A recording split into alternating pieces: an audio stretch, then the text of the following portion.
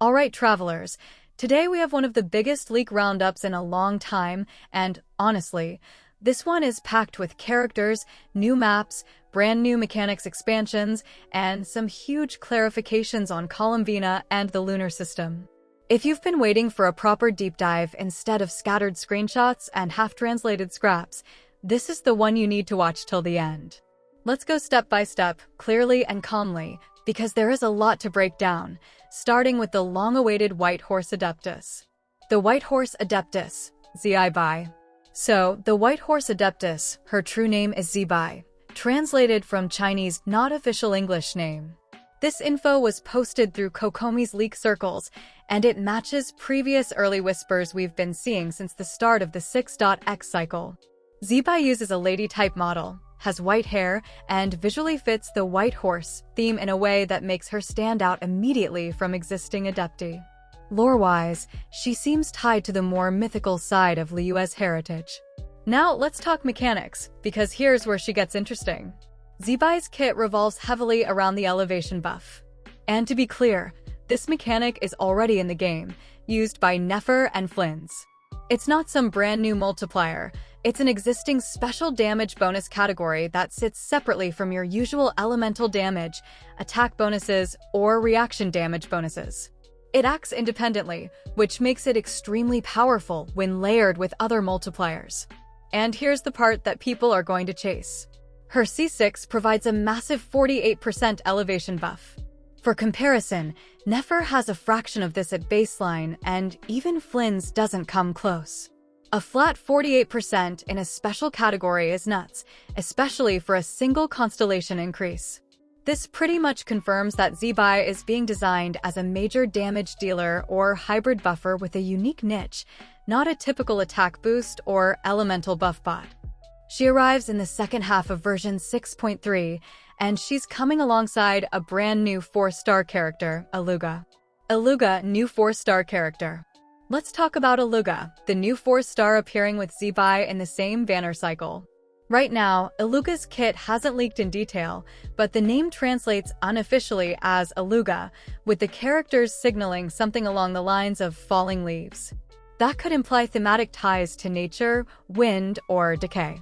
This is purely guesswork until beta begins, but the naming pattern does align with Hoyoverse's trend of symbolic thematic characters. Expect more about Illuga once the next closed beta phase begins. Colombina, the full breakdown, burst, scaling, lunar mechanics, Dew system, and more. Now let's go into the monster of this update, Colombina. Her leaks are extremely data-heavy, so I'll explain them in a way that's simple, accurate, and easy to follow without drowning you in jargon. Let's start with her visuals. Her elemental burst animation is described as stunning. She opens her eyes, something that seems rare for her character, spreads her wings, and creates a massive domain with a surface resembling the lunar landscape. This alone has been hyping players because the design matches her lore as one of the more enigmatic Fatui harbingers. Now, here's the important part, her scaling. Colombina's damage scales off a combination of HP, critical stats, elemental mastery, energy recharge. This is an unusual multi-stat scaling profile and suggests she's something between a reaction-based DPS and a sustained domain controller. Her elemental burst is one of her main sources of power. It lasts 20 seconds. It has a 15-second cooldown, meaning with enough energy recharge, she can maintain near-permanent uptime. And here's the bombshell. At C0, her damage is already higher than C0 Furina's current leak baseline. That's absurd for a domain-style character. But she has a drawback. She requires a high amount of energy recharge to function comfortably. This is why her signature weapon and her C4 constellation both directly help stabilize her energy economy. All 6 constellations together provide a total of 20% elevation buff. C1, C5 each giving roughly 3%, C6 giving around 5%, and additional critical damage increases. This again confirms that Colombina leans toward damage amplification, not just raw hits. Lunar system. Let's address the lunar mechanics, because this is where most viewers get lost. Lunar. Crystallize interacts only with Hydro for now. It does not interact with pyro, electro, or cryo. So Colombina has a much more narrow reaction pathway compared to characters like Nefer. She also does not have special burst energy systems like Mavuka or Skirk, exploration or mobility tools, resistance shred in her kit. She is strictly about domain pressure, sustained damage, and lunar reactions. Now, here's where things get complicated: the Verdant Dew system. Columbina can consume Verdant Dew to perform charged attacks that deal multiple instances of Lunar Bloom damage. These don't hit as hard as Nefer's, but they still expand her kit flexibility. When she is paired with characters like Llama or Nefer, the Verdant Dew capacity increases significantly. The cap jumps to 6 instead of the usual 3. The extra 3 are designated as Special Verdant Dew.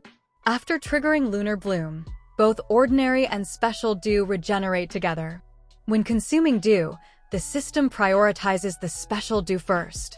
This makes Columbina much more potent in multi-dew teams, but she still cannot convert electrocharged, bloom, or crystallize into lunar versions by herself.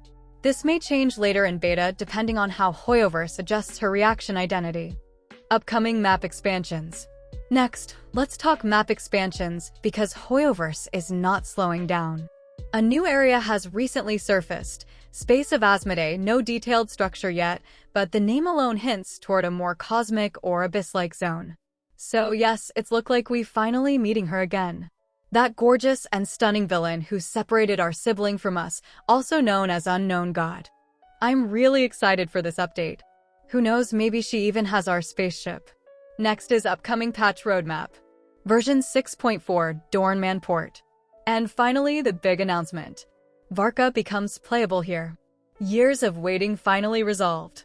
Version 6.5, Hyperborea Domain.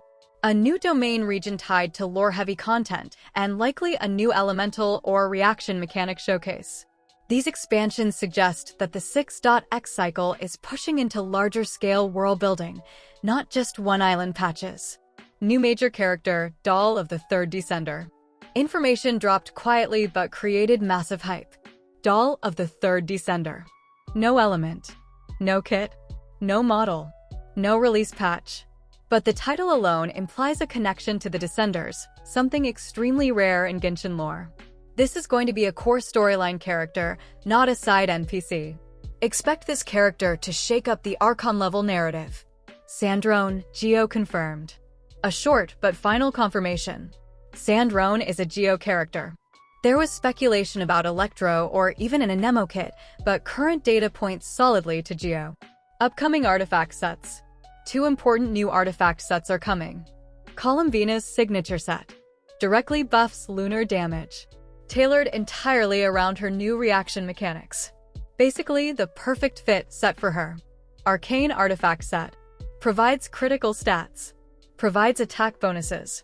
Likely a universal set for Hexarai characters. This means both meta teams and experimental lunar reaction teams are getting major boosts. Alright travelers, that's the full breakdown, and if you made it this far, you're a real one. If you enjoyed the video, make sure you hit that like and hype button and subscribe to the channel. We're getting really close to 3,000 subscribers, and to celebrate that milestone, I'm giving away 5 Welkin Moons once we hit 3K. So if you want a chance to win, subscribe, hype up the video, and drop a comment below. Tell me who you're saving your polls for and what you think about these leaks. Your support pushes this channel forward every single day, and I appreciate every one of you. I'll catch you in the next one.